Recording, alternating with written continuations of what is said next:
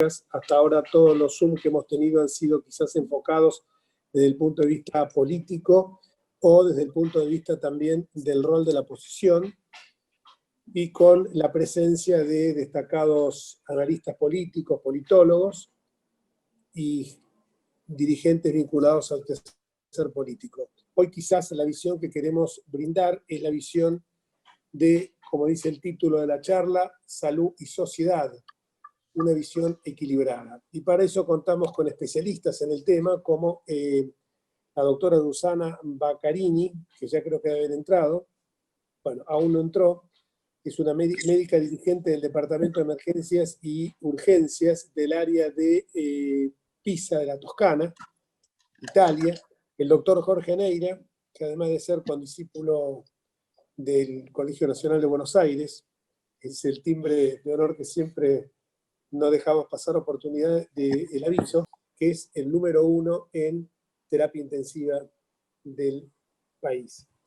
Se encuentra, por supuesto, también un gran amigo, Pablo Chabajian, es un amigo que más allá de hemos compartido momentos muy buenos, hemos hecho juntos un viaje interreligioso, es una persona muy comprometida con los valores morales, como todos los que integran este panel, pero me refiero a el hecho que él fue uno de los impulsores del diálogo interreligioso, que es buscar la unidad en la diversidad, y da la casualidad que también se puso muy contento cuando estaba en este panel porque me dijo que voy a estar con mi gran maestro Jorge Neira.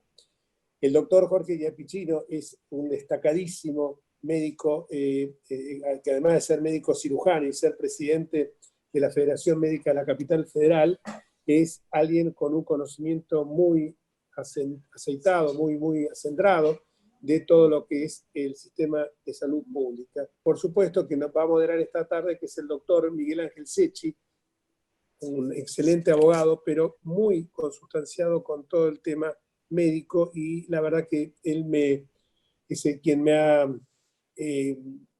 marcado en muchos casos conceptos inherentes a lo que debe ser un auténtico sistema de salud pública integrado entre la gestión pública y la gestión privada.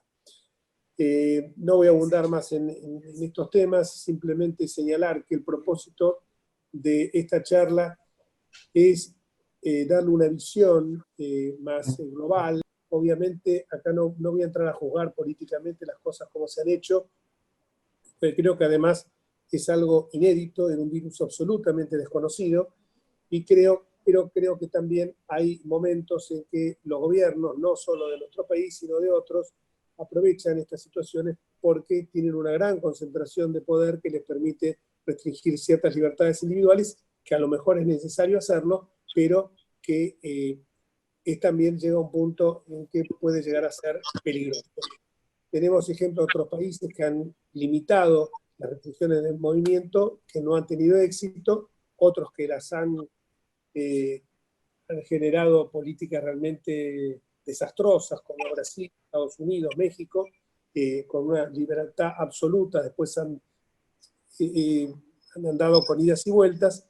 Y tenemos un ejemplo muy cerca nuestro, que es el ejemplo de la República Oriental del Uruguay, nuestros hermanos orientales, que han apelado sobre todo a la responsabilidad colectiva individual y les ha ido muy bien hasta el presente. Se podrá decir que es un país chico, poca cantidad de habitantes, 3,5 millones, pero si uno analiza otras latitudes del planeta, ven que similitudes características demográficas, similitudes características geográficas, extensión territorial, un coeficiente demográfico muy semejante al del Uruguay, no han tenido éxito con políticas de confinamiento. Dicho esto, me dejo el uso de la palabra, por supuesto, a nuestro moderador, doctor Miguel Ángel Secchi, que agarra a partir de este momento la posta de esta charla, y les quiero agradecer a todos ustedes este tema, porque es un tema que realmente aflige la Organización Mundial de la Salud cuando nos convoca este tema. Habla no solamente de la salud física, sino también de la salud social, de la salud psíquica y de la salud, por supuesto, de una forma absolutamente integrada. Muchas veces estas situaciones de confinamiento pueden llegar a tener consecuencias no solamente en el plano económico muy desagradable, sino también, yo lo estoy advirtiendo y con ejemplos cercanos, gente que este confinamiento está alterando en su psiquis. Muchísimas gracias a todos. Y bueno, Miguel, tuyo es la continuidad de este encuentro de profesionales y amigos. Bueno, buenas tardes a todos. Palabras introductorias del diputado nacional y amigo Jorge Enríquez, que nos ubican en el contexto que estamos viviendo y que el propio título de este Zoom que nos sugirió Jorge Enríquez, a propósito de, primero agradecer a todos los que están presentes con un gran esfuerzo, porque tenemos una gran sobreoferta de Zoom, y gracias por habernos elegido. Decía que Jorge Enríquez comparte nuestra preocupación respecto a los aspectos sanitarios, médicos, una temática que fuese equilibrada, es decir, que de alguna manera transversal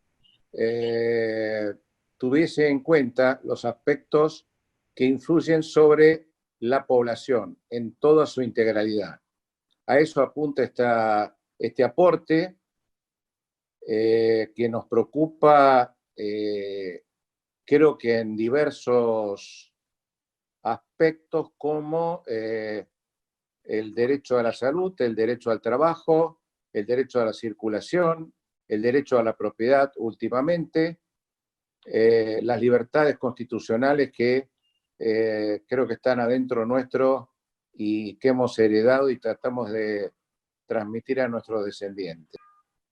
Me parece que está presente la doctora Susana Baccarini. Sí, presente, y muchas gracias por la invitación. Muchísimo gusto, doctora. Gracias. Está en Pisa. Estoy en Pisa, sí. Trabajo en Pisa desde el año 1992. O sea, es médica del Departamento de Emergencias y Urgencias del área nordeste de la Toscana. Sí, porque la Toscana está dividida en diferentes zonas, siendo una región bastante grande. El principal hospital de Pisa es el Hospital Cisanello. Yo trabajo en el Hospital Lotti de Pontedera, que está a 24 kilómetros de Pisa. Y trabajo en el departamento de emergencias, sia en el departamento all'interno dell'ospedale, y trabajo anche a nivel territorial en la automédica. Así que digamos que estuve en este periodo de COVID en súper primera línea, sea afuera que adentro del hospital. Doctora, muchísimas gracias por acompañarnos y tratar de ayudarnos, ya que supuestamente tenemos alguna ventaja de ver cómo han trabajado ustedes, y de pronto, a lo mejor en unos minutos, nos puede dar un panorama de cómo tuvieron que afrontarlo y en qué situación se encuentran hoy. Sí, no hay ningún problema. Allora, praticamente el tema nuestro, digamos que la crisis del sistema sanitario, en el caso de Italia, tuvimos que afrontar tres diferentes cosas. La primera fue la rapidez del contagio. Se sabe bien que un paciente positivo puede contagiar a decenas de personas sin saberlo. El número de pacientes que ingresaban contemporáneamente en los hospitales, para mí va a ser difícil olvidarme las colas de las ambulancias esperando para entrar en el hospital. El tercer punto es la permanencia prolongada al interno de los departamentos de terapia intensiva, porque eran pacientes que no eran los pacientes de antes, de pacientes con problemas respiratorios o problemas de politrauma, que generalmente la estadía en el departamento de terapia intensiva es generalmente breve. Acá era como mínimo de 20 a 30 días en terapia intensiva. Tenemos que decir que lo afrontamos bien y mal. Dal punto de vista político, digamos que hubo un po' de pasticcio, come si dice acá, de caos, porque lamentablemente el pueblo chino comunicó su epidemia con mucho retardo. Eso permitió a que tantos pasajeros italianos y no, caminasen, se trasladasen por semanas en manera libre, provocando infecciones a la derecha y a la izquierda. Esto fue un grande drama. Aparte el tema de la epidemia grande, de questo tsunami en Lombardía.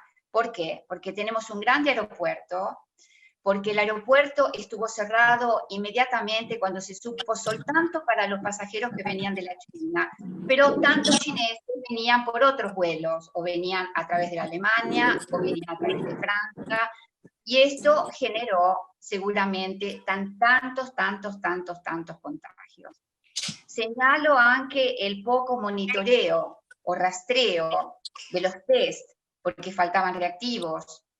Y además, como ustedes saben, Italia, siendo el primer país de Europa a afrontar este problema, nos encontramos enfrente con un monstruo que no conocíamos, con un monstruo que no sabíamos cómo tratarlo, porque los tratamientos no lo conocíamos, donde grandes profesores al inicio decían, no se preocupen, es simplemente una gripe. Y a medida que pasaba el tiempo, se demostró que no era una gripe, que el problema era mucho más grave que una gripe. El lockdown ayudó mucho, el hecho de cerrar absolutamente todo. Nosotros hemos tenido un lockdown de 70 días. Digamos que ahora se está abriendo prácticamente todo. Hace 20 días atrás se han abierto las peluquerías, los gimnasios, las piletas de natación. A partir de la semana que viene se abren los cines y los teatros. Así que prácticamente con esto, digamos que la abertura es total.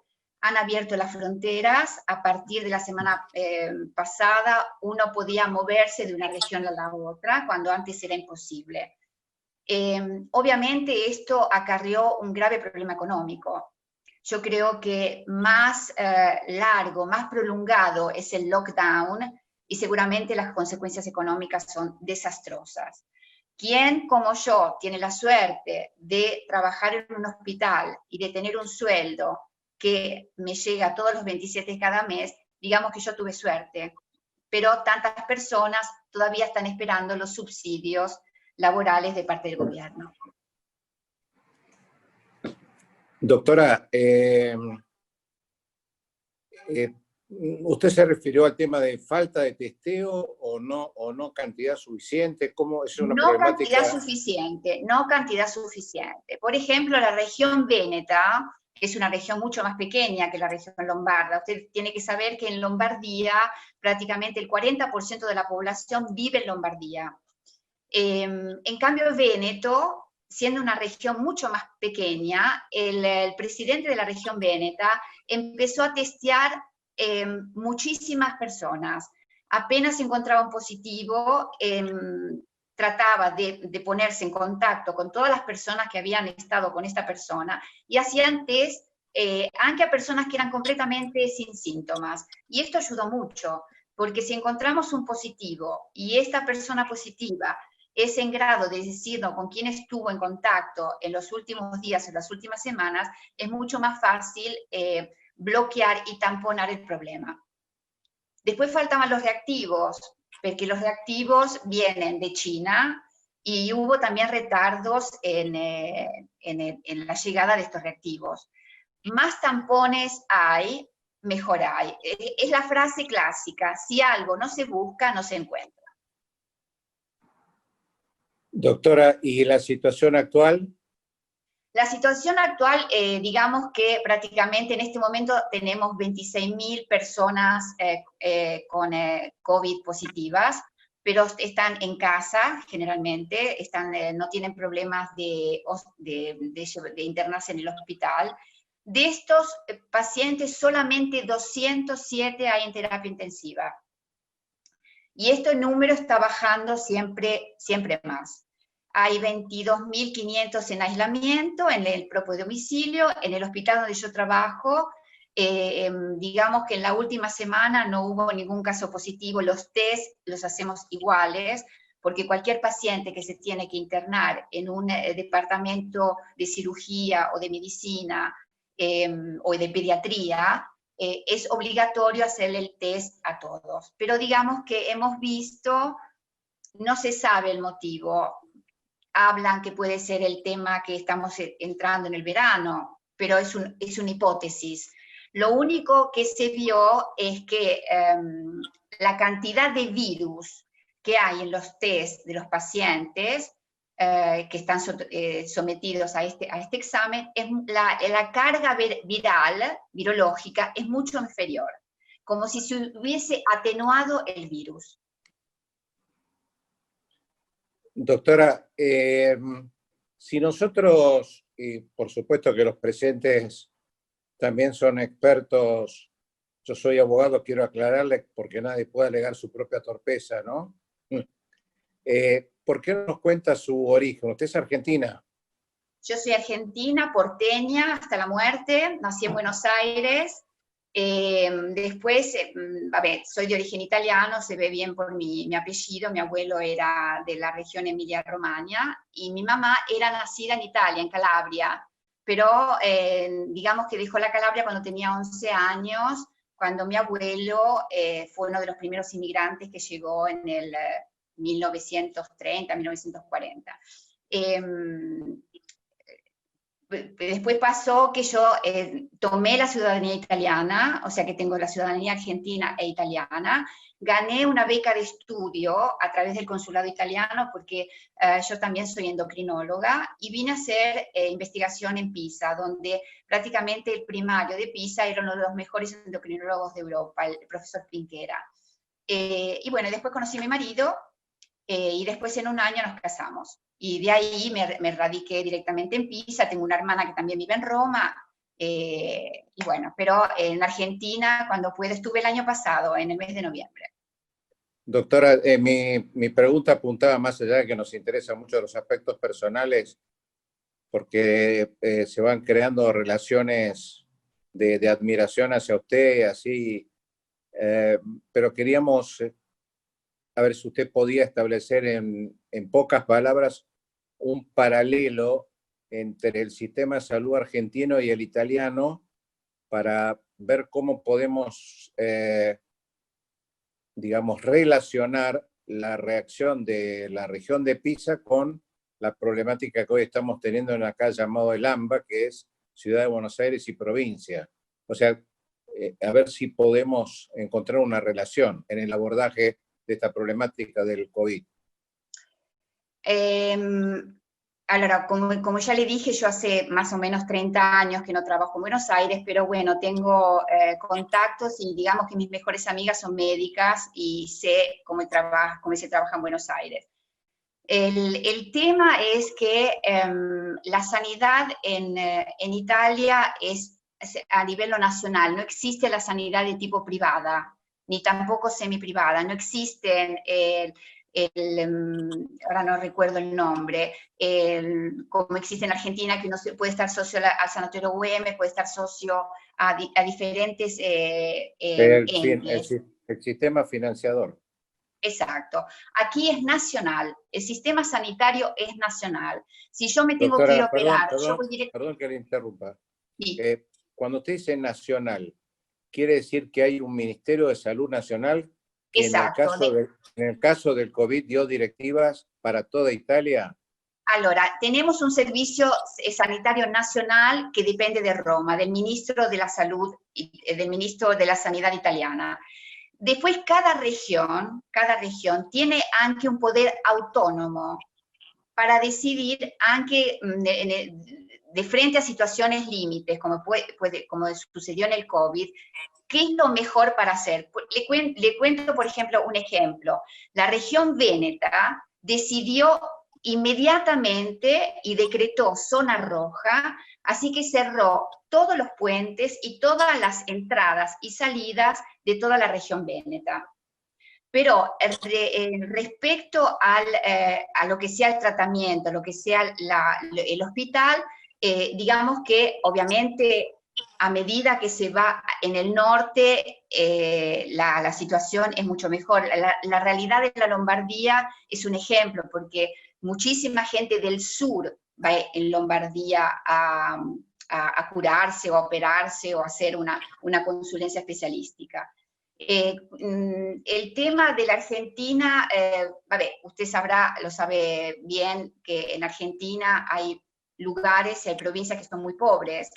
Basta pensar el Chaco, basta pensar zonas donde hay villas miserias, realidades que aquí no existen.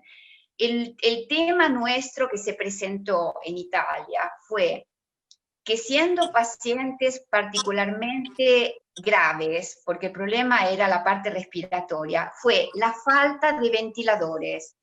Quindi tuvimos problemas con las terapias intensivas porque el sistema sanitario nacional, como siempre, golpea a la parte sanitaria, la deja siempre por último. Y con esto espero que hayan aprendido que es necesario potenciar todos los servicios de terapia intensiva, porque de frente a una tragedia como fue la llegada de questo Covid, que no nos suceda nunca más. Digamos que lo enfrentamos bastante bien, porque tenemos anche un servicio de protección civil a livello nacional que se preparó y han prácticamente creado hospitales en el giro de pocas semanas. Hospitales que ahora están vacíos porque los pacientes no están más, pero que están siempre ahí en el caso hipotético llegase una nueva ondada de COVID-19, que no se sabe, porque los científicos, los virólogos, infectivólogos, los especialistas en malattías infectivas, no saben qué es lo que va a pasar en el próximo otoño. Quindi es una interrogación, pero digamos que estamos preparados. El tema es ese, y el tema anche principal que tuvimos al inicio era la falta de los dispositivos de protección. En el caso de la Toscana, a mí personalmente no tuve ningún problema, pero al inicio, cuando me mandaban afuera, cuando no trabajaba en el hospital y tenía que ir a ver un paciente hipotéticamente infectado, porque tenía la fiebre, o porque tosía, o porque respiraba mal, la única que se vestía era yo, porque la cantidad de dispositivos no eran altamente suficientes. Pero a medida que empezamos a ver que el problema no era tan simple como se pensaba, realmente los dispositivos no le faltó a nadie. Con dispositivos entiendo el camisolín hidrorrepelente, las viseras, las máscaras con el filtro, y niente, los guantes, obviamente, eso nada, no hay ningún lugar a dudas que los guantes los tuvimos siempre. Ahora, en este momento en el hospital, estamos mucho más libres. Hasta hace 15 días atrás, cuando yo entraba en el hospital que estaba de turno, o de día o de noche, teníamos que estar siempre vestidos, que es veramente, ¿cómo le puedo decir? Cansaba mucho, porque estar vestido así, aunque todavía no hacía calor, se suda demasiado porque son hidrorrepelentes, estábamos con la divisa y completamente cubiertos porque nos teníamos que proteger, sobre todo en pacientes que llegaban y teníamos que hacerle el hisopado, el test inmediatamente, pacientes que tosían, pacientes que tenían la fiebre muy alta. Digamos que la realidad, dal punto de vista de la protección de los sanitarios, al inicio, repito, hubo problemas por el tema que nadie se imaginaba que este virus era tan agresivo y tan potente. Doctora, le agradezco porque seguramente, por lo menos lo propongo así, los expositores que le siguen toman sus minutos y también pueden intercambiar preguntas entre ustedes. Le pido por favor si usted está de acuerdo en eso. Sí, completamente de acuerdo. Bueno, muchísimas gracias, doctora. De nada. Gracias a ustedes por la invitación. No, es un honor. Ahora llamo al estrado al doctor Pablo, está por ahí, ya lo estoy viendo. Doctor Pablo Achabayán. ¿Qué tal, Miguel? ¿Cómo estás, Pablo? muy bien, y un gusto verlos a todos, agradecerle a Jorge Enríquez y a Silvia, y por supuesto la alegría de ver, como dijo Jorge, a Jorge Neira, mi gran maestro y mi gran modelo de médico. No sé si leo el currículum tanto de tu antecesora como todos ustedes, creo que ya va de suyo que perdemos toda la tarde, pero obviamente que sos médico, que estuviste en la gestión pública, y quería, conforme de alguna manera intercambiamos charlas durante todos estos días, y a propósito de las palabras de la doctora, si crees, para enganchar un poquito la culminación de Susana, si crees que el tema salud va a ocupar un lugar diferente en la agenda de los políticos a partir de este COVID. Como en Italia vemos que parece que es parecido a lo nuestro, ¿no? Que no estamos tan bien ubicados. Sí, sin duda, bueno, de esto se viene hablando largamente. La descripción de Susana la compartí también con muchos médicos amigos en España, el mismo relato de Susana de que es un antes y un después de esta pandemia. Y bueno, y si bien todavía nosotros en la Argentina, nuestros hospitales todavía no están abarrotados, como contaba Susana, y como nosotros tenemos los amigos de España que también sufrieron prácticamente de la misma forma, empezamos a tener, sí, bueno, algunos efectos del COVID. Y estamos viendo esto que Susana un poco dice, ¿no? O sea, que se extiende mucho más fácilmente en la comunidad, que tiene un alto grado de transmisibilidad y provoca infecciones, a Dios gracias, no muy severas en el 80% de las personas. Pero en el 20% de las personas, y en especial aquellas que son de mayores de 70 años, pero con factores de riesgo como diabetes y hipertensión, vemos que ahí tienen un alto grado de mortalidad y seguramente son las que más concurrieron a los hospitales en todo el mundo. De ahí primero la importancia ahí de proteger a los adultos mayores, ¿no? Eso es la primera enseñanza que creo que por lo menos tenemos que llevarnos. Y también ver, por ejemplo, países como Eslovenia y Nueva Zelanda, donde hoy no hay casos de COVID, y donde han hecho un estricto confinamiento al principio y se fue liberando de a poco. El epicentro en estos países fueron los geriátricos, algo que también hablamos con Miguel previamente por teléfono. Esto requiere básicamente un sistema de vigilancia de alto rendimiento para garantizar que no aparezcan nuevos casos y evitar generar nuevos brotes, ¿no? Que también es un poco lo que se está hablando ahora en China, y de lo peligroso que puede ser, o la incertidumbre que generan nuevos brotes.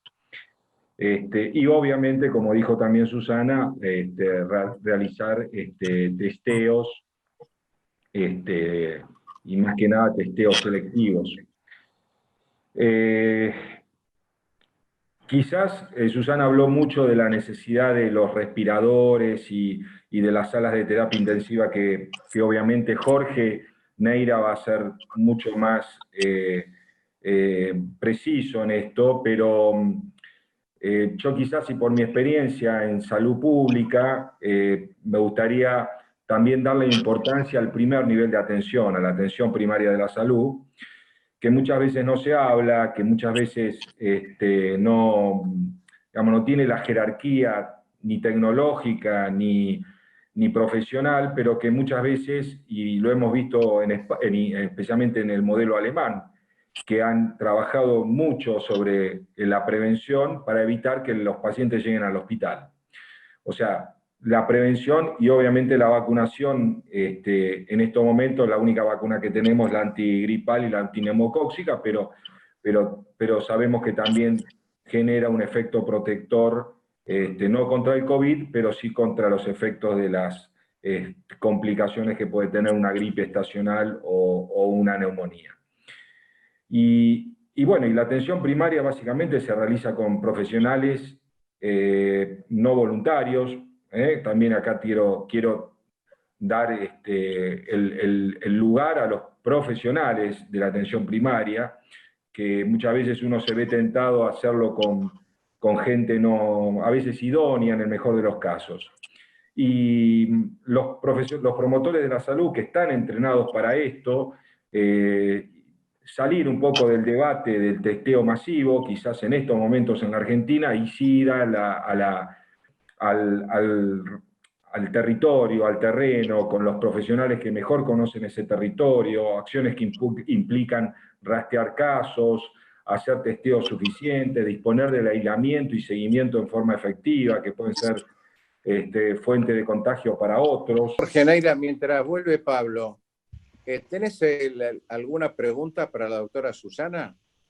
Sí, un poco me parece que lo interesante sería comparar un poco. Yo soy un admirador y un enamorado de Italia. Yo soy descendiente de españoles, 100%, pero no nos habíamos dado cuenta. Disfruto cada vez más cuando voy a Italia. Me encanta todo, el norte, el sur, el medio, las islas, todo me gusta. Y me parece que tenemos diferencias sustanciales en cuanto, primero, a la estructura de salud, que como decía Susana, ellos tienen un sistema que... Nosotros, además de tener un sistema que tiene un aspecto, digamos, público, un aspecto de la seguridad social, que sería la seguridad social nacional, provincial, y el PAMI, y un aspecto privado, que es la medicina prepaga, me parece que dentro de todo, digamos, tuvo un avance que fue una conducción centralizada de la política de atención a los pacientes con coronavirus, que se sentó, digamos, en el asesoramiento de las sociedades científicas, y que eso generó una cantidad de normas que se implementaron con cierta rapidez, sobre todo habida cuenta de la experiencia que había tenido Europa, porque creo que más importante que la experiencia que tuvo China, que se cerró relativamente rápido, la experiencia para nosotros más importante fue la europea. Y dentro de eso de la europea, la española y la italiana, por razones obvias de impacto en nuestro país. Pero nuestro país tiene una diferencia que es interesante. Susana decía que el 40% de la población italiana vive en la Lombardía, vive en Milán, es un centro industrial, un centro, un gran centro, digamos, con un gran aeropuerto, como decía. Nosotros tenemos casi el 40% de la población en el área metropolitana de Buenos Aires. El área metropolitana de Buenos Aires tiene 3 millones en la ciudad de Buenos Aires desde hace 40 o 50 años. No se ha modificado prácticamente la población de la ciudad en los últimos 50 años. Y en cambio el conurbano bonaerense, digamos que empezó teniendo 9 millones de habitantes, expensas del crecimiento del conurbano, y tiene casi 15 para una población de 44 millones. Esto significa que casi el 35% de la población del país vive en el conurbano. Pero además, otra cosa interesante a tener en cuenta es que en todo el país hay 4.100 barrios carenciados. Y esos 4.100 barrios carenciados, si uno juntara todos esos barrios carenciados, tendrían una superficie de 330 kilómetros cuadrados. Ustedes piensen que la ciudad de Buenos Aires tiene 200 kilómetros cuadrados, o sea que si juntáramos todos los barrios carenciados del país, ocuparía una ciudad de Buenos Aires y media. Tiene conurbano, ciudad de Buenos Aires y media. Y esto es importante porque me parece que ahí es donde está, digamos, uno de los riesgos más importantes de transmisión del virus. Ustedes saben que la transmisión del virus, y ahora le dijo la palabra a Pablo porque acaba de entrar, y después si quieren vuelvo, la transmisión del virus, que se llama el R0, que es el índice de reproducción, tiene que ver básicamente con la característica del virus. El sarampión tiene un R0 que es de 12. Eso significa que cada chico con sarampión contagia a 12 personas que están alrededor. En el caso de la influenza, esto es 1.1, 1.4, y en el caso del COVID se ha planteado que está entre 1.3 y 3.5, dependiendo, digamos, de las características. Esto significa que, como decía Pablo también hace un ratito, la transmisibilidad es alta. Y en esos lugares donde se puede hacer aislamiento son lugares de riesgo. Además de los geriátricos, que como ustedes saben, el impacto en la población mayor es muy importante. Así que a mí me parece que como cosa diferencial, digamos, con respecto a lo que pasó en Italia, es que ellos tuvieron menos tiempo para hacer lo que se llama la capacidad de respuesta. Incrementar la capacidad de respuesta es incrementar la cantidad de camas de cuidados intensivos, incrementar la cantidad de respiradores, en el contexto de la pandemia. Nosotros, por suerte, digamos, como tuvimos el primer caso en el 3 de marzo, y la cuarentena se implementó el 20 de marzo, tuvimos tiempo, digamos, como para incrementar el sistema de salud lo suficiente como para afrontar, digamos, la primera suba, que es en parte lo que se está empezando a plantear ahora, que qué es lo que va a pasar en las próximas semanas a partir de esto. Yo no me querría extender más, le daría la palabra a Pablo, que estaba hablando, para que por ahí complete un poco la idea. El tema que hablaste del primer de nivel de atención primaria y la prevención, ¿cómo ha jugado en el tema este del COVID? Y a mí me interesa mucho lo que siempre también Yapicino y Neira y un grupo que nos tratamos de integrar, su relación con la capacitación en las universidades de esa atención primaria.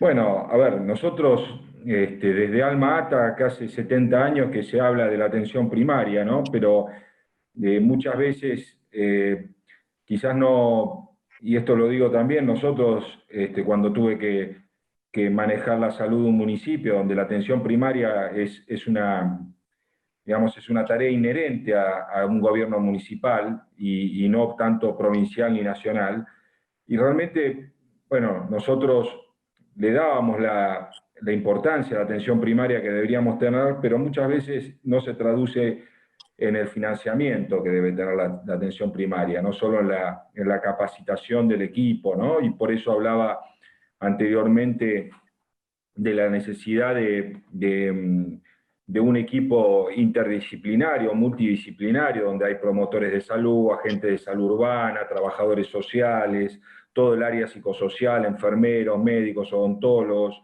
que van a salir y salen fuera de las puertas de los hospitales y de los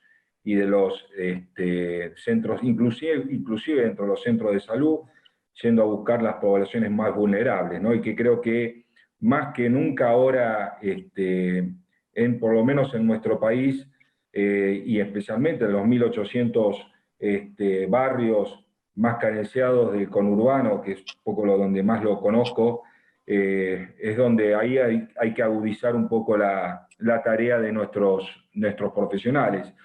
Y también vimos mucho el impacto, no solo también en los barrios, sino en las clases sociales, ¿no? O sea, hay mucha gente que puede hacer home office o trabajar desde las casas, pero la mayoría de la clase trabajadora argentina no puede hacerlo y afronta el dilema entre quedarse desempleado o correr el riesgo de infectarse, ¿no? Entonces, ese tipo de dilemas es donde nosotros tenemos que tratar de trabajar desde la atención primaria, porque no tenemos otra salida.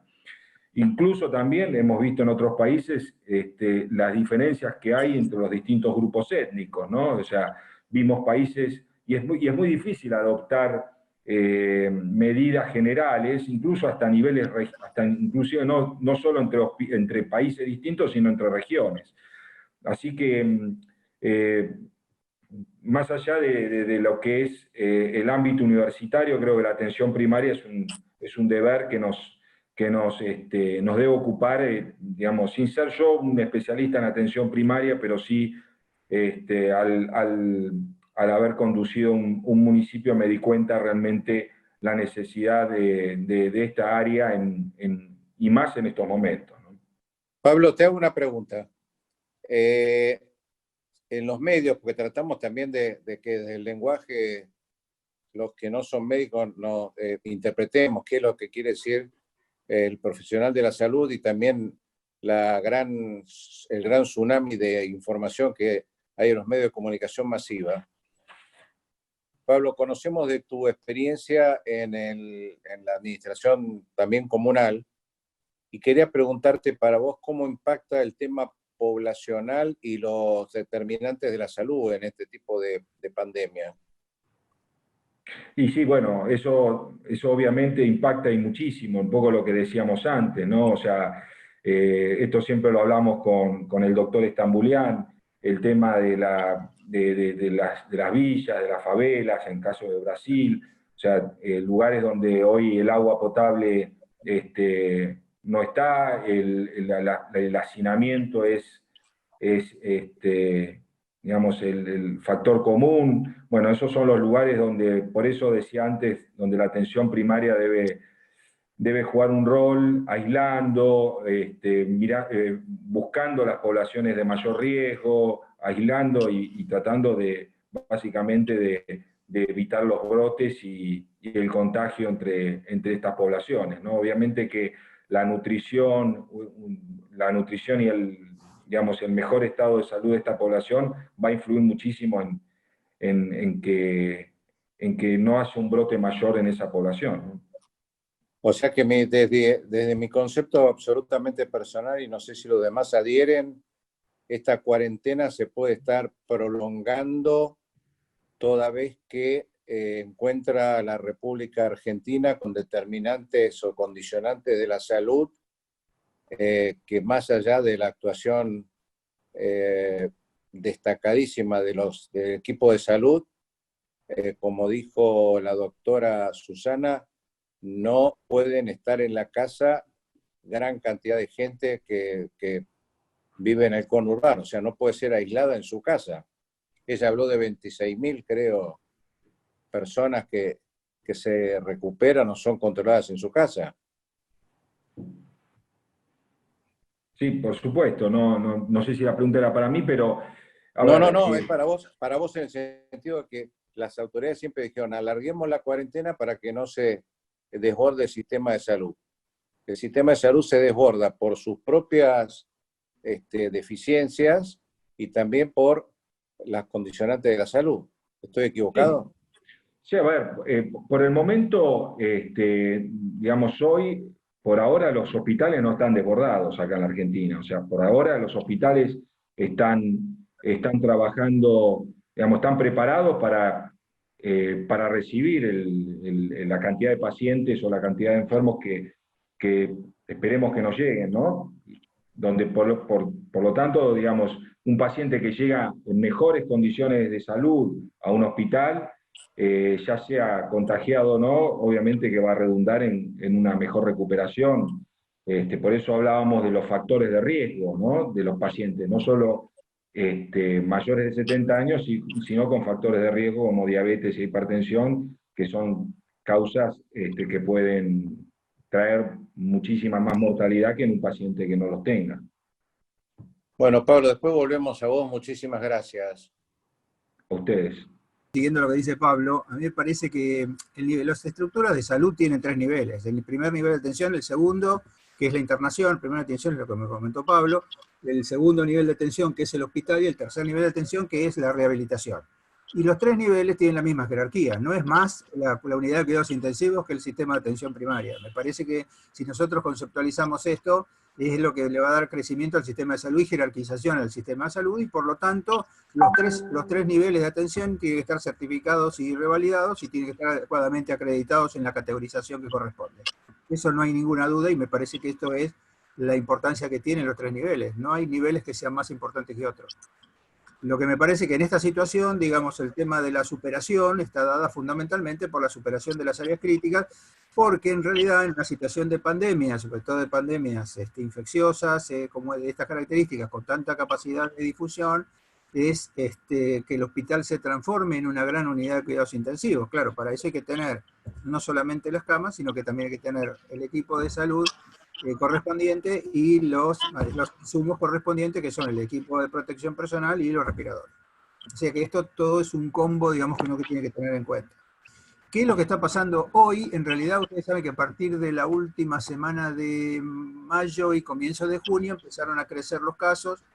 Empezaron a crecer los casos porque hubo más testeos en la ciudad. Yo creo que el tema de lo que se llama testing and tracing, que es testear al paciente e ir a buscar los contactos, y buscar contactos de contactos y contactos de contactos, es lo que aumenta el denominador, porque no solamente aparecen los casos que se diagnostican en el hospital, sino que aparecen casos comunitarios que se dejan en su casa o en lugares alternativos, como puede ser un hotel, como es en la Ciudad de Buenos Aires. Ustedes saben que en la Ciudad de Buenos Aires, independientemente del lugar de donde vive la gente, los que no tienen forma de hacer la cobertura en la casa lo pueden hacer en un hotel. Esto aumenta el denominador, y al aumentar el denominador disminuye lo que se llama la letalidad. La letalidad es la cantidad de muertos por cantidad de casos confirmados. En cambio, la mortalidad es la cantidad de muertos por millón de personas en un país. Y en ese sentido, nuestra mortalidad, nuestra letalidad, el índice de letalidad está más o menos en 2.6, 2.8. Claro, es variable. Por ejemplo, si ustedes ven en la parte del AMBA que corresponde a la Ciudad de Buenos Aires, o sea, en los barrios carenciados de la Ciudad de Buenos Aires, el índice de letalidad es 0.9%. ¿Y esto por qué es así? Porque los barrios carenciados tienen una población de mayores de 65 años de menos del 3%. Entonces es probable que haya muchos casos leves y moderados y haya menos mortalidad simplemente por la característica sociodemográfica del lugar. Esto es lo que decía Pablo de las características, los determinantes sociales de la salud. Luego yo la vez pasada estaba dando una charla en una reunión internacional y les mostré un dibujo que había un sacerdote o un pastor hablándole a unos feligreses y le decía que los pobres van al reino de los cielos, pero probablemente van antes al reino de los cielos, porque no alcanzan a vivir lo suficiente. Y este es uno de los graves problemas, la cruel realidad que tienen los países en desarrollo como nosotros, que tenemos una población con determinantes sociales muy importantes. Así que a mí me parece que en ese sentido, lo que ha permitido, digamos, esta cuarentena, que ya es larga, que tiene 90 días, que es más larga que las europeas, yo creo que es más larga que la europea porque la población todavía no se inmunizó. Ustedes piensen que nosotros tenemos 31.000 casos para 45 millones de personas, y no hay capacidad de lo que se llama inmunidad de rebaño, que todavía no se sabe bien porque recién estamos en los primeros meses. Entonces, cuando uno quiere saber cuántos anticuerpos tienen y cuánto le van a durar, y eso no se sabe porque no hay tiempo suficiente para haberse dado cuenta cuál es el efecto protector que tienen los anticuerpos. Pero bueno, probablemente esto es lo que estamos transitando ahora, estamos transitando un aumento que está generando mayor impacto, digamos, del lado del conurbano bonaerense que del lado del conurbano de la ciudad, digamos, del lado del AMBA de la ciudad, porque en el AMBA de la ciudad se está manteniendo alrededor de 500 casos por día. Esto es importante porque esto tiene que ver con la tasa de duplicación, y en cambio, como decía Pablo, en el área del conurbano bonaerense los casos están aumentando. ¿Por qué? Porque hay más testeos. De hecho, lo que van a hacer ahora es hacer el plan detectar que se está haciendo en la ciudad, implementarlo más intensamente en el lado del conurbano. Eso más algunos barrios, porque piensen que en algunos barrios de la ciudad, que son barrios nodo, porque el barrio de Constitución tiene las terminales de tren, y las terminales de ómnibus, el barrio de Once, bueno, el barrio de Once no existe, existe Balvanera, pero el barrio de Balvanera tiene lo mismo, y Balvanera, Barracas, Constitución, son de alguna manera los barrios que tienen mayor cantidad de gente con carencia. Así que esto es toda una política que hay que hacerlo. En realidad uno lo que tiene que ir midiendo cada día es lo que se llama el RO, el índice de reproducibilidad, el índice de reproducción del virus, y en base a eso generar algunas limitaciones. Ahora, ¿esto significa cuarentena absoluta? Bueno, esto puede ser variable. Las cuarentenas pueden ajustarse, digamos, a la evolución del índice de reproducción viral. Para eso es necesario lo que se llama testear y controlar, testear y buscar a los focos, testear y ver dónde está el problema y en ese lugar restringir la circulación. Esto es lo que matemáticamente es un modelo matemático, digamos, es simplemente fácil de hacerlo teniendo en cuenta la necesidad de la gente. Así que me parece que en cuanto a la capacidad instalada, esto dio tiempo como para que tanto la Ciudad de Buenos Aires, la Ciudad de Buenos Aires hoy tiene 440 camas de cuidados intensivos en el sector público, alrededor de 2.800 camas en el sector privado, o sea, tiene 3.000 y pico, 3.200, 3.300 camas. Todo el país tiene 11.500 camas. Esto fue lo que se fue incorporando, digamos, en las últimas semanas. Y tiene una cantidad de respiradores que probablemente llegue a 7.500. Entonces uno puede hacer el gráfico de cuándo va a ser, pero todo eso depende de la reproducibilidad del virus. Si la tasa de duplicación se va achicando, es decir, hoy tenemos 500, mañana tenemos 1.000 y pasado mañana tenemos 2.000, eso significa la tasa de reproducción es de un día. Y nosotros en la ciudad estamos alrededor de 13 días como índice de reproducción.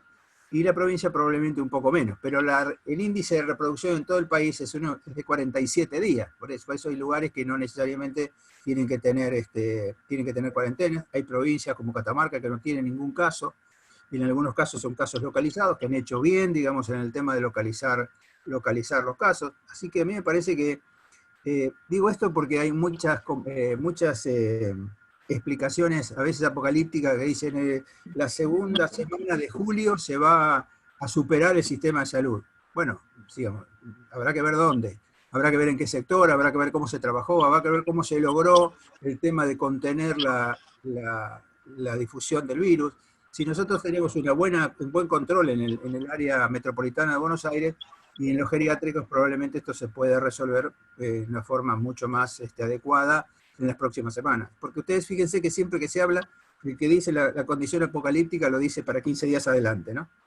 Y ustedes vieron que pasaron 15 días y no pasó nada, pasaron 15 días y no pasó nada, y van a pasar otros 15 días, y esto va a depender de la política. Si la política es una política exigente en cuanto al testeo y al control de los casos, probablemente esto pueda resolverse sin necesidad que se sature el sistema.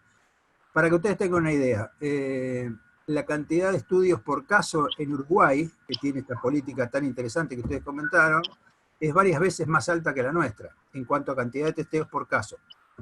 Y, por ejemplo, en Alemania se hacían 500.000 testeos por semana. Nosotros llevamos en total 260.000 testeos. Esto nos da más o menos 4.500 testeos por millón de habitantes. Y son números relativamente bajos. Entonces, a mí me parece que es cierto que además el tema del testeo no es gratuito. El tema del testeo es un costo que está incorporado, digamos, al costo de atención de la pandemia. Y la otra cosa es el tema de los equipos de protección personal, que después creo que Jorge seguramente va a hacer algún comentario. Es interesante porque cuando uno lee los lugares donde se trabaja adecuadamente y ven la cero prevalencia de los empleados del equipo de salud en cuanto a la cantidad de anticuerpos, que dice cuántas de esas personas están infectadas, lo que se ve es que la mayoría de las personas que tienen cero prevalencia sin haberse dado cuenta que tuvieron síntomas, no son los que están atendiendo a los pacientes, sino los que se contagian en la casa. Esto no es así en los lugares donde hay deficiencia en los equipos de protección personal. Aquí hay una relación clara entre la protección del equipo de salud. En el país, más o menos el 14 o el 15%, después Jorge lo va a comentar, Jorge Pichino, tiene de los infectados pertenecen al equipo de salud. Usted piensa que el 15% de 30.000 son 4.500, más o menos, como para tener una idea. Así que bueno, me parece que estas son las cosas que hay que poner sobre la mesa. Me parece que hay que ser cauto en lo que se dice, porque se necesitan datos concretos y duros para poder saber qué va a pasar dentro de 15 días, y me parece que tiene que ver mucho con las políticas que se vayan a aplicar en estos días en cuanto a la detección y a la contención, digamos, de los infectados y todos sus contactos. Jorge, perdón, un poco también relacionando nuevamente con lo que decía Pablo, ¿podés en unos pocos minutos contextualizar lo que estás haciendo vos y tu equipo en la academia respecto a la capacitación, actualización del recurso humano con las sociedades científicas? Porque esto está dentro del contexto que estamos hablando. Sí, bueno, digamos, el Consejo de Certificación de Profesionales Médicos, que tiene convenio con 50 sociedades científicas, lo que hace es trabajar sobre la certificación profesional y la revalidación periódica cada 5 años. Esto es lo que es un programa que tiene que ver con la calidad de atención médica y la seguridad del paciente.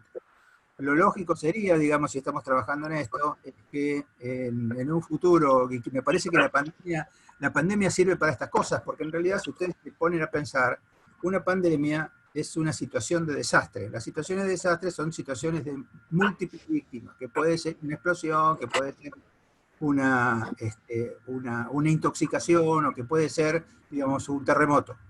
En estos casos hay una cantidad de víctimas que superan la capacidad de atención del sistema de salud. Entonces, de la comunidad entera, pero especialmente en este caso del sistema de salud. Entonces, a los fines prácticos, es lo mismo. Y estas preparaciones para situaciones de desastre tienen que ver con la planificación previa, si tener un plan de contingencia para situaciones de desastre, que es cómo resuelvo el aumento de la cantidad de pacientes que llegan, y tiene que tener un plan de operación, un plan operativo, es una vez que tengo el problema, cómo resuelvo el problema, y tiene que haber un plan de cómo recupero la situación a partir, digamos, de que la situación empieza a bajar. La diferencia entre las situaciones de pandemia y las situaciones de terremoto, o las situaciones de huracán, o las situaciones, es que el huracán empieza y termina, y la pandemia se prolonga en el tiempo. Por eso el estrés en el sistema de salud es un estrés que se hace permanente en ¿Cómo se resuelve este tema? Es interesante porque uno de los países que mejor trabajó sobre el tema de la pandemia de COVID fue Taiwán. Taiwán y Canadá. Taiwán fue donde se desarrolló el primer coronavirus, que fue el SARS, en el año 2003. Tuvieron en Taiwán el primer foco, el foco se extendió y fue a Canadá, y en Canadá el impacto más importante fue en Toronto. Nosotros tuvimos vínculo con la gente de terapia intensiva del Hospital de Toronto, el Toronto National Hospital, y en realidad esos fueron los dos lugares que ya habían tenido la experiencia y supieron aprovechar la experiencia. ¿Qué hizo Taiwán? Creó una especie de Consejo Nacional de Emergencia para este tema, y cuando tuvieron los primeros casos, ellos en lugar de hacer el lockdown, en lugar de hacer la cuarentena, lo que hicieron fue prohibir, cerrar el país, prohibir la exportación de productos de salud como equipo de protección personal, incrementaron la cantidad de equipos de protección personal, repitieron N95 a toda la población. No estoy hablando del barbijo, estoy hablando del N95, que es el que usan los médicos, a toda la población. Hicieron el control de los pacientes informatizado a través de los celulares y chequearon a todo el mundo. Entonces hubo una pequeña explosión, aumentaron los casos, controlaron a todos y hoy hace rato que no tiene casos y no hay más, creo que la mortalidad tuvo 23 o 24 casos. El otro país fue Canadá. Canadá tiene más cantidad de casos, pero también tuvo una política similar. Y esto tiene que ver justamente con aumentar la capacidad instalada. ¿Cómo se hace para eso? Lo que se hace es con la habilitación categorizante de las instituciones, tanto en el primer nivel de atención, segundo nivel de atención, tercer nivel de atención, y la capacitación del personal, certificando especialidades y revalidándolas periódicamente. Y un tema para la pandemia es lo que se llama aumentar la capacidad de respuesta. Cómo uno puede entrenar al personal no intensivista, me refiero a médicos, enfermeros y kinesiólogos, para colaborar con los médicos intensivistas en la atención de pacientes críticos. Y estas son cosas que también aumentan la capacidad instalada que hay que tener en cuenta. A mí me parece que estas lecciones son las que uno debería poner en marcha a partir del Estado Nacional como rector, porque yo creo que el Ministerio de Salud de la Nación debería ser el ente rector de todas estas propuestas. No tiene que ser el encargado de la respuesta de todas, pero sí el ente rector en cuanto a la implementación. Me parece que sería un avance y un aprendizaje de la pandemia. Gracias, Jorge. El doctor Iapichino, Jorge también. ¿Dónde está? Sí, señor. Hola, ¿Cómo le va? Bien, muy bien. Vasto currículum, médico cirujano del Hospital Santoyani, vasta experiencia también en un gran recorrido en defensa de los intereses de los profesionales de la salud y de los médicos en especial, y actualmente secretario de Hacienda de la Confederación Médica de la República Argentina, así la que representa a todos los colegios y médicos del país. Jorge, ¿cómo encuentra al equipo de salud esta pandemia? Y bueno, lo encuentra semidesnudo, es decir, porque, o sea, uno de nuestros problemas históricos es la falta de planificación. Y el equipo de salud, en general, sobre todo en el sector público, carecía de los elementos de protección personal cuando empieza la pandemia. Acá, inicialmente, la pandemia se minimizó. O sea, se pensó que como estaba en la China, no iba a llegar a estas tierras, o si llegaba, iba a llegar con muy poca fuerza. Esto nos consta a todos los que estamos en este Zoom. Y entonces desde antes ya, no desde este gobierno, porque este gobierno tiene muy poco tiempo, desde todos los gobiernos anteriores, al menos de los que me tocó vivir a mí, jamás se pensó que podía venir una epidemia, es decir, en la Argentina, que pudiera causar tanto dolor y tanto problema. Nunca se pensó. Siempre se trabajó con las endemias, las nuestras, pero nunca se pensó que podía venir algo de afuera y mucho menos una pandemia, a pesar de que los virus avisaron durante bastante tiempo de que tuvimos la gripe A, es decir, que tuvimos varias gripes, que también eran pandémicas. Sin embargo, es decir, acá se minimizó todo, no había elementos de protección personal, no había capacitación previa. Es decir, acá lo que habla Jorge, que recién lo escuchaba con mucha atención, es decir, acá nunca se hizo capacitación para que otros médicos puedan reemplazar a los médicos de terapia. La capacitación se está haciendo ahora durante la pandemia, no antes de la pandemia. Y eso es grave, es decir, porque si nosotros como sociedad jugamos siempre a la improvisación, vamos a tener problemas. La manera que se vivió en el país se vivió de diferentes maneras, porque no es lo mismo en un territorio tan grande, casi 3 millones de kilómetros cuadrados. En la Argentina se vivió de diferente manera acá en la capital, en el conurbano, que en el resto del país. Hay zonas del país como Catamarca todavía, es decir, que no han sufrido ningún tipo de enfermo por coronavirus. Y hasta hace muy poquito, y hay un solo paciente, en la provincia de Formosa.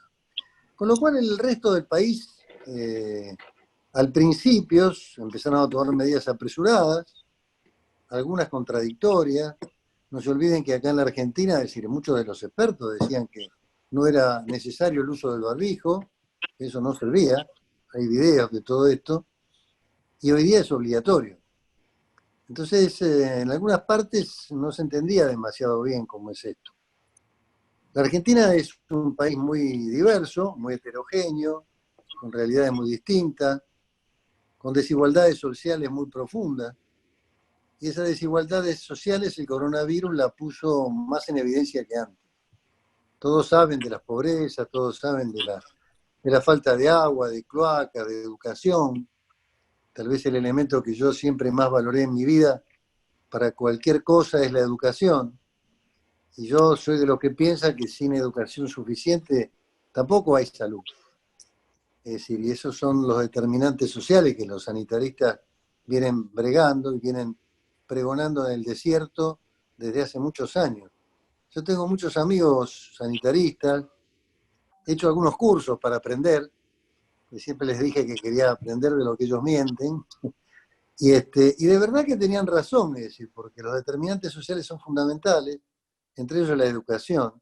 Y la Argentina, que era un país un nivel de educación bastante importante, lo fue perdiendo en las últimas décadas, para no decir qué cantidad de décadas, porque cuando uno dice determinada cantidad de décadas en la Argentina, piensa que te sacan la ficha del partido político al que perteneces, y como es un país tan agrietado de toda la vida, desde su nacimiento hasta ahora, es muy difícil ponerse de acuerdo. Esa es otra de las debilidades que tiene la Argentina, es decir, que cuesta mucho que en temas que son comunes para todos, la clase dirigente de la Argentina, y la clase dirigente no solo pongo a los políticos, sino también a los empresarios y a las iglesias y a los sindicatos, les ha costado mucho ponerse de acuerdo y buscar un consenso en temas importantes como puede ser el de educación y el de salud. Ni hablemos de otros temas como la economía, porque eso ya directamente es imposible. Pero en temas de la salud, que son comunes a todos, me parece que el coronavirus sirvió para mostrar las desigualdades sociales, para demostrarle también a determinada clase social que esa desigualdad también los puede matar a ellos, porque la gente que vive en las villas de pronto los asiste en la jardinería, en el trabajo cotidiano en los domicilios. Yo veo como mucha gente trata de que la gente que trabaja en el domicilio no venga porque tiene miedo que los contagie. Es decir, se han dado cuenta de que reinar en un país pobre, la verdad que no tiene mucho sentido, es decir, no hace a la calidad de vida. Todas esas cosas me parece que el coronavirus las puso sobre la mesa, y en lo que especifica especialmente a lo nuestro, al sistema de salud, bueno, nada, es decir, como decía Jorge, la tercera parte de la población argentina vive acá en el AMBA, o sea, en el conurbano y en la ciudad capital, y la mayor parte, un 40%, no la mayor parte, pero casi un 50%, porque esto se va profundizando en la medida que se profundiza la crisis económica, a la cual el coronavirus ayuda también, es decir, a que se profundice, se va poniendo de relieve todas esas desigualdades que son malas para todos los que habitan en esta parte de la Argentina. Esto, en el sistema nuestro, ha logrado que acá en el AMBA y en la capital federal el sistema público sea más fuerte que en otras provincias. En otras provincias ustedes saben que el sistema público es prácticamente una fotografía. Hay lugares donde el sistema privado es muchísimo más fuerte que el sistema público, pero en la zona de Buenos Aires, capital federal y conurbano, hay una buena cantidad de hospitales públicos, bastante bien organizados, pero lo que no hubo fue planificación ni capacitación. Acá la gente, los médicos, los enfermeros, nunca tuvieron un protocolo para saber qué pasaba con esto, como tampoco había un protocolo, es decir, cuando se cayó la embajada de Israel, y los bomberos y los policías no sabían para dónde disparar, y los que más se tenían alguna idea de cómo hacer las cosas éramos los médicos. Nunca estuvimos preparados para las catástrofes porque siempre pensamos que acá no pasa nada. En realidad pasan pocas cosas, y las pocas que pasan, cuando pasa algo importante, nos sorprende y entonces nos motiva la improvisación. Los protocolos que se han hecho y los que se siguen ahora, todavía se siguen escribiendo los protocolos después de 90 días de cuarentena, se contradicen los del Ministerio de Salud de la Nación, con los de las jurisdicciones, con los de las sociedades científicas. Acá cada uno tiene su protocolo, porque claro, nunca se pensó que esto podía pasar, nunca se buscó un consenso tampoco en el sector salud de cuáles tenían que ser los protocolos. Se imaginan los médicos y los enfermeros en la situación en la cual están, porque tampoco fueron capacitados ni siquiera para utilizar los elementos, y tampoco había protocolos intrainstitucionales que estuvieran de acuerdo con los protocolos generales. Cada institución acá hoy día está haciendo lo que le parece. La organización de cada hospital, en el caso de la capital federal, que es lo que más conozco de todo, todavía se siguen discutiendo de cómo se manejan las cosas, es decir, qué médicos pueden ser, reemplazar a los terapistas, con qué capacitación. A algunos se les ocurre que los anestesistas, otros que los anestesistas y los cardiólogos, otra que cualquier médico. Entonces van buscando y van explorando en el medio de la pandemia, no antes de la pandemia. Por eso cuando lo escuchaba Jorge de Taiwán, de Canadá y de todos esos países que de alguna manera tuvieron éxito, es porque lo pensaron primero. Y nosotros no pensamos absolutamente nada. Es decir, nosotros con lo que tenemos, con el recurso humano que tenemos, salimos a jugar el partido. Es un poco lo que pasa con la selección de fútbol. Sí, con lo que tenemos, como tenemos buenas individualidades, de pronto la vamos jugando la pelota. Y lo mismo está pasando en salud. Nunca se pensó que el virus venía, el virus vino.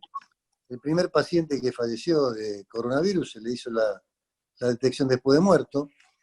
Y en la Argentina, que tiene tantos millones de kilómetros cuadrados, el único lugar donde se podía hacer un test era en el Hospital Malbrán, que queda acá en la ciudad de Buenos Aires.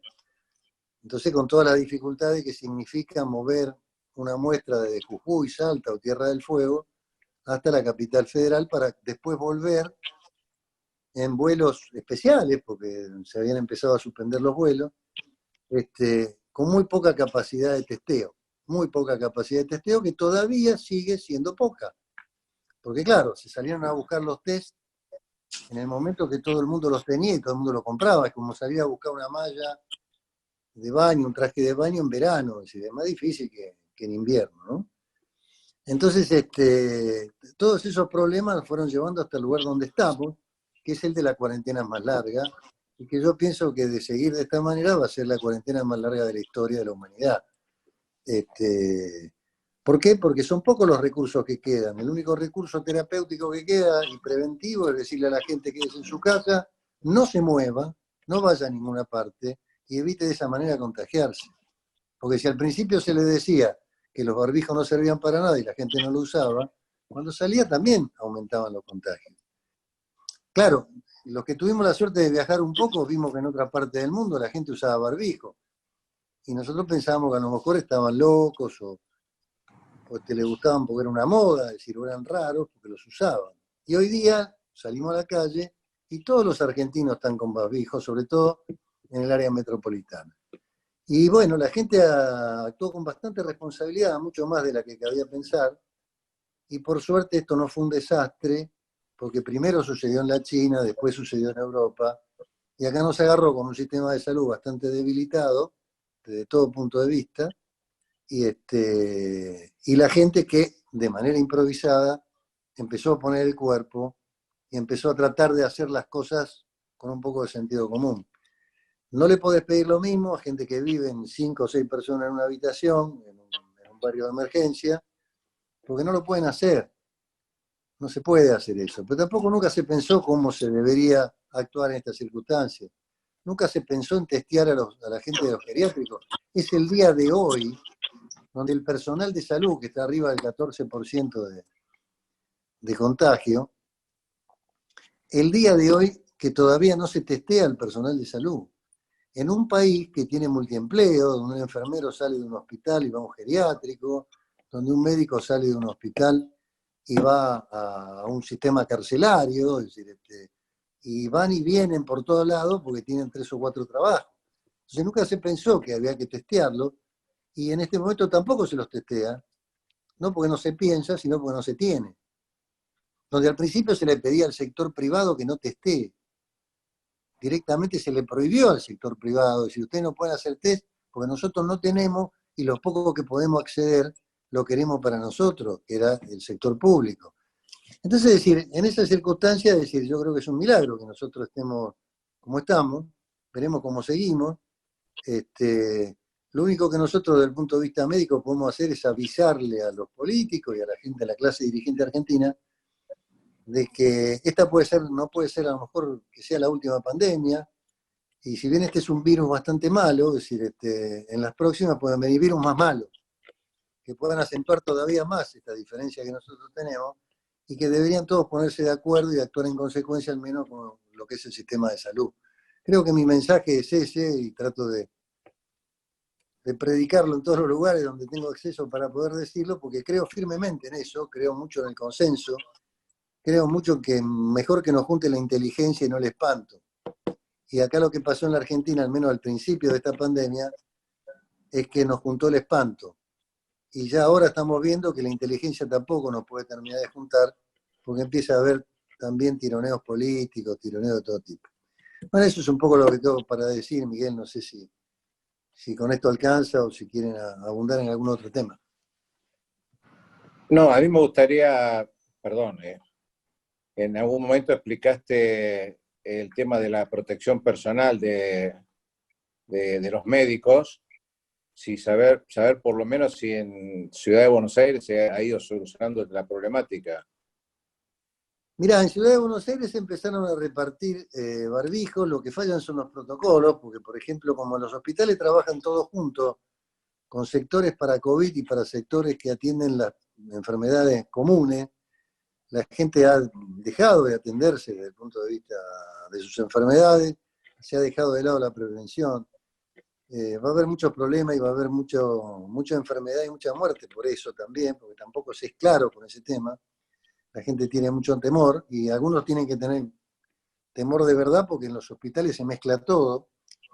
Es muy difícil separar físicamente un sector del otro, más cuando no se tenían los elementos personales. Ahora se están empezando a repartir en los hospitales llegados, pero han llegado de distintas calidades, han llegado mal etiquetados, por ejemplo, qué sé yo, los camisolines hidrorrepelentes vienen etiquetados y no son como hidrorrepelentes, son otra cosa. O sea, es como que te mandan un Mercedes-Benz y en realidad lo que te mandan es un Fiat 600. Viene nada más que con la estrellita puesta. Entonces hay que devolverlos, hay que buscar otros, no hay. Los médicos de pronto atienden pacientes que no se sabe, vienen del conurbano, vienen de centros donde el COVID está circulando muy fuerte y no tienen para hacer una cesárea, para hacer una operación de urgencia, para hacer todo ese tipo de cosas, no tienen camisolines adecuados. Los camisolines que dicen que son hidrorrepelentes pasan y sangran y uno sale con el ambo manchado. En un país donde los guardapolvos se lo tienen que comprar los médicos y no lo provee el Estado, es difícil que también te provee un N95. Yo el N95, después de 44 años de médico, lo conocí ahora que empezó la epidemia, porque en el hospital donde yo trabajaba no había, ni siquiera para los infectólogos y ni siquiera para los que tenían que atender a los tuberculosos multiresistentes. Entonces, es decir, así empezamos, y así las autoridades han hecho el esfuerzo de hacer y de comprar, han comprado como han podido y han comprado lo que han podido, a los precios que pudieron, es decir, y han repartido con la logística que tenían, que tampoco era una logística importante. Entonces, es decir, nosotros tenemos ese tipo de problemas. Y tampoco con la capacitación, que nunca se hizo desde el Estado para este tipo de circunstancias. Entonces la gente trata de capacitarse como puede y trata de reemplazar a los terapistas, que son en este momento muy importantes, de la manera que pueden. Entonces los elementos de protección personal los usan como pueden, en un lugar lo usan, en el otro no tienen, porque son multiempleados, Acá no hay un solo trabajo para poder subsistir, porque los sueldos que se pagan, en algunos casos, en algunos profesionales, están por debajo de la línea de pobreza. Entonces, es difícil con todo esto. Gracias, Jorge. Jorge Enríquez, ¿quiere agregar algo? Simplemente para cerrar, porque me parece que muy claros los conceptos de todos los que han hablado. Muteé el micrófono. Me parece muy, con las cifras con las que abundó Jorge Neira, con esta explicación tan clara que nos dio el sistema de salud, el doctor Jorge Iapicino, la doctora Susana Baccarini, que la verdad que nos explicó perfectamente cómo funciona el sistema en Italia. A mí me queda simplemente, y por supuesto, Pablo Chavián, con el conocimiento que él tiene de haber estado tanto en la función pública nacional como en local en el municipio de Pilar. Yo simplemente lo que quiero agregar y lo que muchas veces quiero pedir en esto es que me da la sensación de que acá, más allá de lo que dijeron, que es cierto, actuamos tardíamente. En un restaurante de Puerto Madero yo me lo crucé a Ginés González García en el mes de febrero y le dije algo, cuando recién se esbozaba esto a mediados de febrero, le dije, mira Ginés, la verdad que está manejando bien esto porque no está generando pánico. Y me dijo, mira, con esa forma canchera que tienen muchas veces algunos porteños, me dijo, no va a llegar nunca a la Argentina y cuando llegue en junio ya está la vacuna. Esto es una cosa que se focaliza en la China. Yo me hago cargo de las palabras que digo y lo repito esto en todos lados, lo ha hecho de él así, pero él me lo dijo y tengo 3 testigos de esa conversación. Eso después hace, ¿qué es lo que hace? Que uno pierde lo más preciado que puede tener, que es la confianza. Entonces yo digo, si me dijo eso en este momento, ¿cómo puedo yo creer que el aislamiento brutal que estamos teniendo va a servir para algo? Cuando veo en el Uruguay que la situación es distinta, que apelar a la responsabilidad colectiva. Es cierto también, como dijo el doctor, como dijo Jorge Iapicino, es cierto también que la mentalidad de la educación que puede tener el pueblo uruguayo es muy distinta a la nuestra, y esto nos tenemos que hacer cargo nosotros, porque desde que tengo uso de razón éramos los mejores del mundo en fútbol y no habíamos ganado ninguna copa hasta el 78. Y así habían pasado muchos años. Escucho después hablar cosas que realmente me sorprenden, como un señor, por ejemplo, la persona más clara que escuché en esto y que parece hasta extraño que no esté siendo convocado por los medios de comunicación, la persona que mejor lo explicó este tema de entrada fue para mí el infectólogo número 1 de la Argentina y uno de los mejores del mundo, que es el doctor Daniel Stambulian. No porque me honre con su amistad, sino porque claramente dijo que por una cifra que llevaba, o sea, que yo creo que en esto hay que tener conciencia y no meter miedo. Él dijo en ese momento que por neumonía y por gripe murieron el año pasado 32.000 personas. Es cierto que uno que muere y al que le tocó que muriera de COVID, pero nosotros llevamos 800 y pico. Entonces yo replico por qué en el Uruguay pasó lo que pasó y descubro, hablando con el ministro de Gobierno y con la amistad que tengo con el presidente actual, que ellos no llamaron una cúpula de infectólogos para que ellos determinaran lo que había que hacer, porque el señor Pedro Can, y me hago cargo de lo que digo, dijo, si no quieren cuarentena, tiene la muerte, tienen el coso. Algo semejante dijo el ministro de la provincia de Buenos Aires, Goyán, cuando dijo que los cadáveres se iban a pirar como en Manaos o en Quito.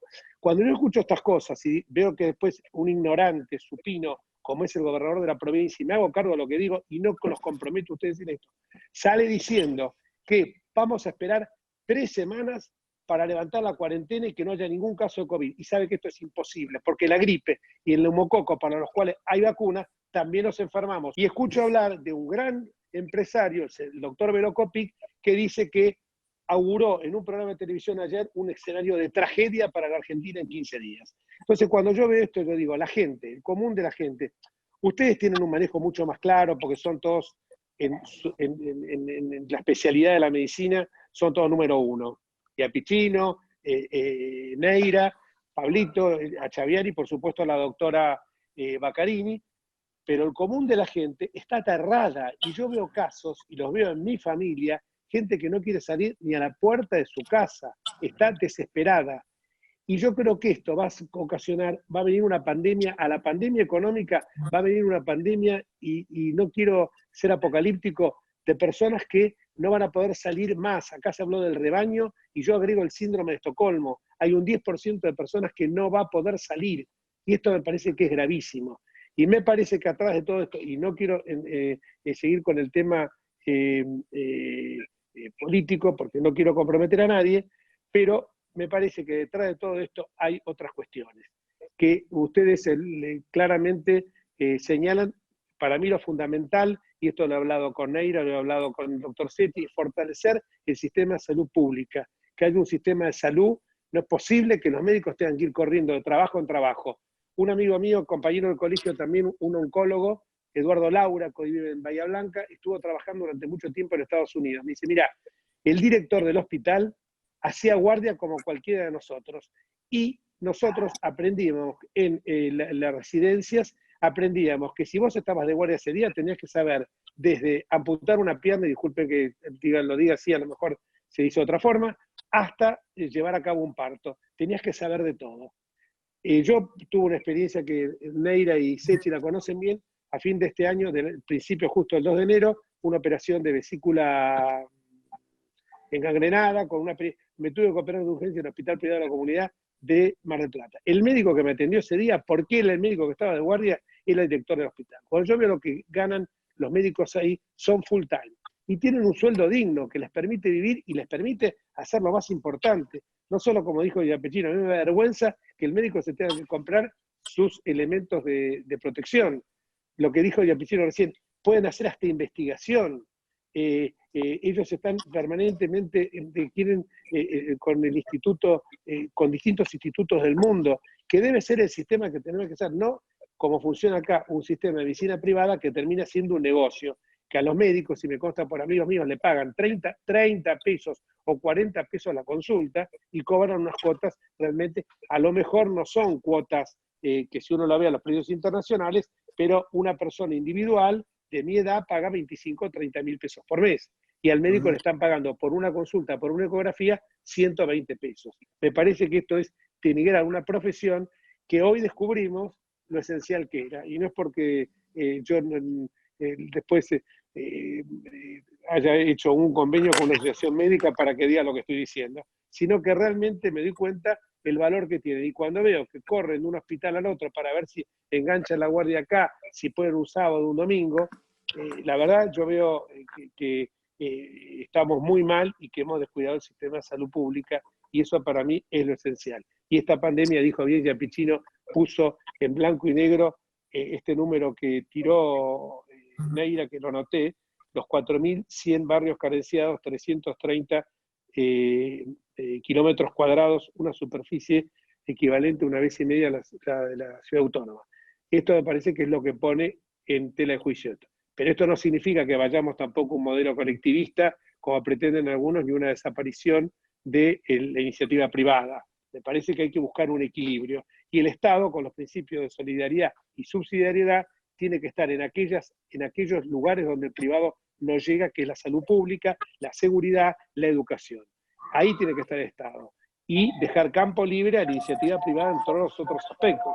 Pero si nos metemos a apropiar una cerealera, mañana un medio de comunicación, me parece que ese no es el camino, sino que el camino va por otro lado, va por realmente ocuparnos de las cosas fundamentales del Estado: defensa, seguridad, educación y salud. Disculpen a veces que me pongo un... Doctor Enríquez, con esto abogado. Concluyo.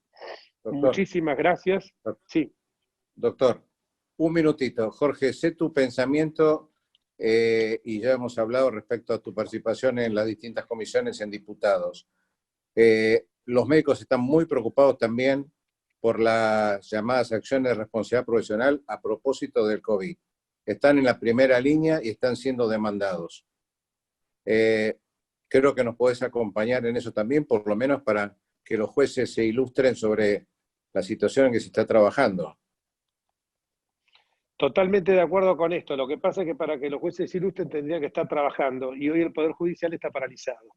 Entonces, tendría que, como yo en este momento, que yo no estoy en mi casa, lo que están viendo atrás mío es una sala de reuniones de la Cámara de Diputados, la sala de reuniones nuestra, y sería bueno que también esto lo hicieran los jueces, porque hoy tengo 80.000 abogados en la Ciudad de Buenos Aires que están sin poder trabajar, llevan 90 días sin cobrar un peso. Ellos no cobran un cheque del Estado, como lo cobramos nosotros, me incluyo yo.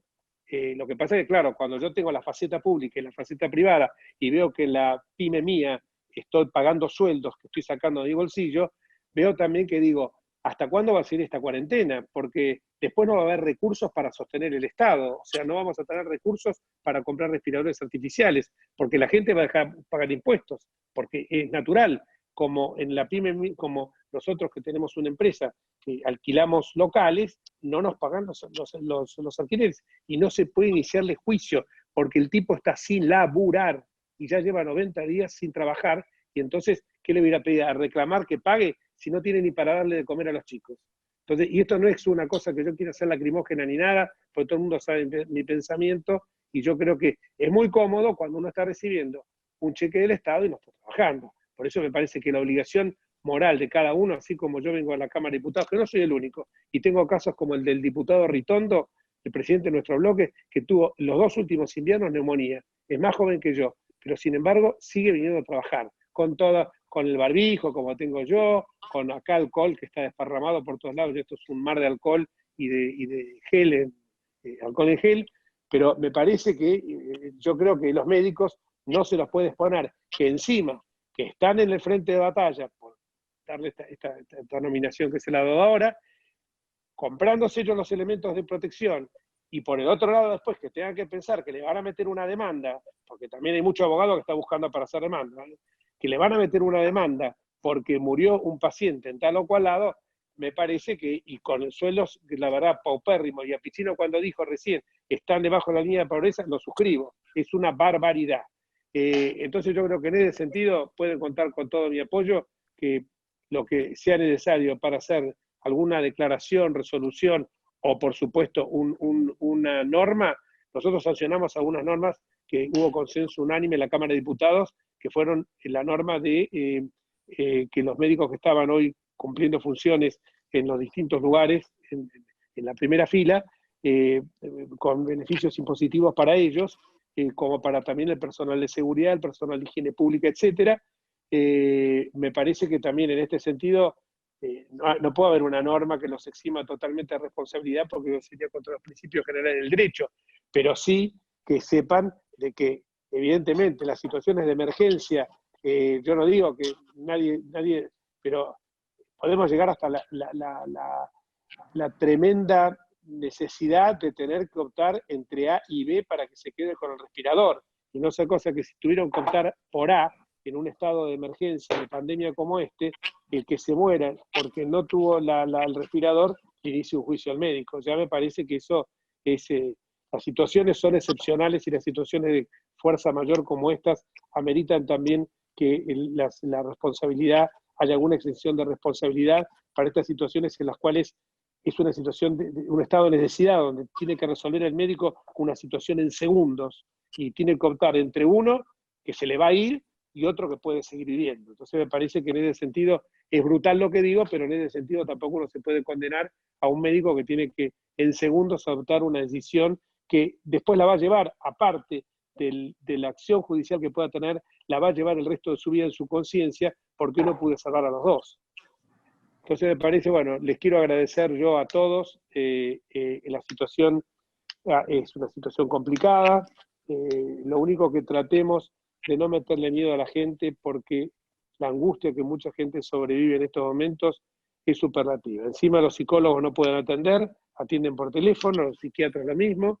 La cantidad de clorocepam que está tomando la gente ya directamente son puré de clorocepam que toman, lo que yo escucho por ahí, que me parece que es algo que nos tiene que preocupar, porque qué sociedad va a venir hacia adelante, ¿no?